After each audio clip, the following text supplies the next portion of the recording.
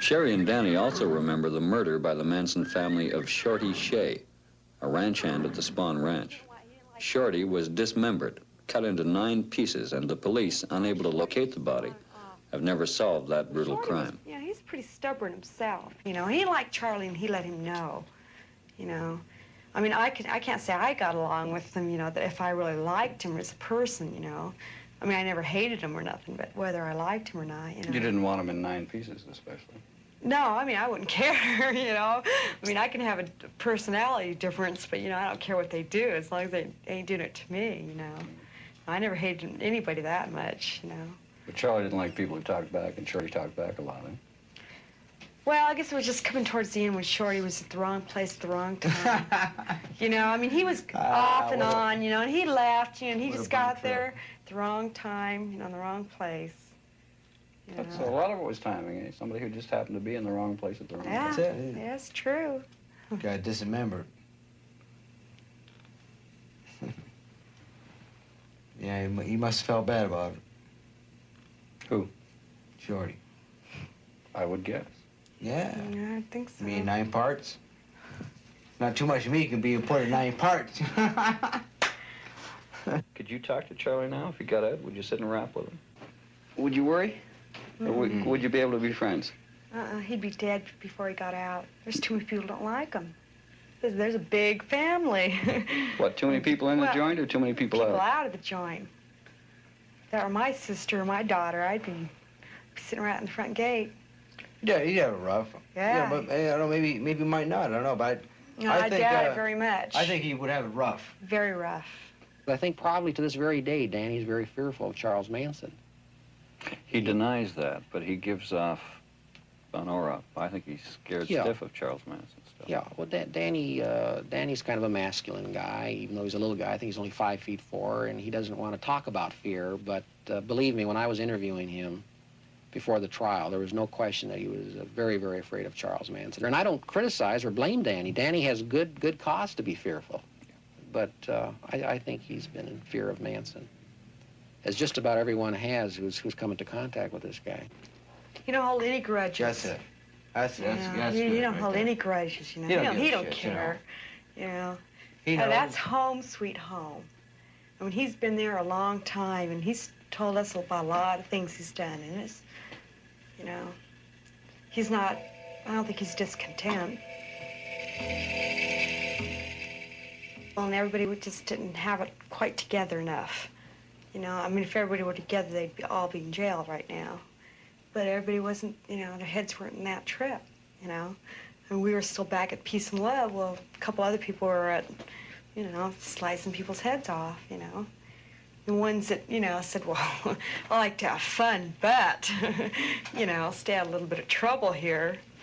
And those are the ones that decided to want, you know, get out. It'll never be again. It'll be nothing but being talked about. It was an experience. Never be relived. That's all it was an experience, you know. And I would not want to, I wouldn't trade it for nothing either. But I think we've been through a couple experiences since then that, you know, that wouldn't, you know, we've been through a couple things that we're not going to talk about. I mean, you do something, you do it, and it's done. You know, what can you do? It's done.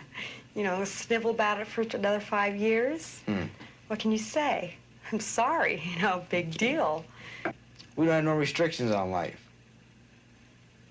Do what we want to do, we just do it. That's it. I think you probably have to make your own judgment about Sherri and Danny Decarlo. This is the Gideon Bible from the hotel where we talked just a few minutes ago, and I thought you might like to hear the last verse of good old Charlie Manson's favorite chapter from Revelations. Neither repented they of their murders, nor of their sorceries, nor of their fornication, nor of their thefts. And that's probably where the story ends. Warner, weren't you frightened interviewing those psychopaths? I was a little frightened when I realized that Sherri had a piece, as they say, in her purse, a 9mm pistol. I don't think I was frightened of Danny because I don't think he's a psychopath. I think he's a sort of a classic punk. But Sherri's a psychopath, and she scared the hell out of me, yeah, for sure. I thought they were more frightening when they laughed than when they simply said things straight. That laughter was demonic almost. Yeah, a whole bunch. Well, this is our first show of the series, so that the letter section, which would normally crop up at this time, is going to have to wait until next week. Right, we'll be looking forward to your comments. Write us, care of CBC, Box 500, Terminal A, Toronto. And next week, Warner travels to Japan to see the first-hand effects of mercury poisoning, the Minamata disease that may now be affecting Canadians. We're also going to have a film encounter with Indira Gandhi, the first since her crackdown on political dissent in India. and Adrian will visit a school for cheerleaders in Dallas, Texas, where 1,500 young ladies are taught to twirl and cheer. And smile, smile, smile. Nice note on which to end. Good night. Good night. Good night. Good night.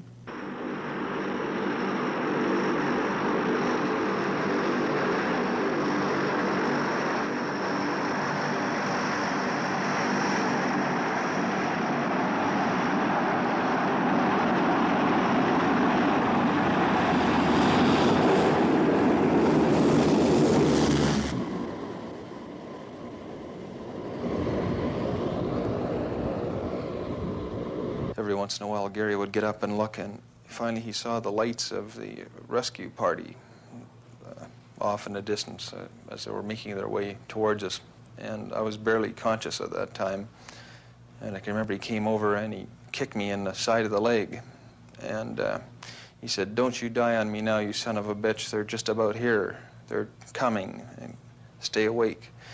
And I remember I was really angry at this, and I said to Gary, "Don't kick me." And I said, "I'm going to stay awake long enough to kick you."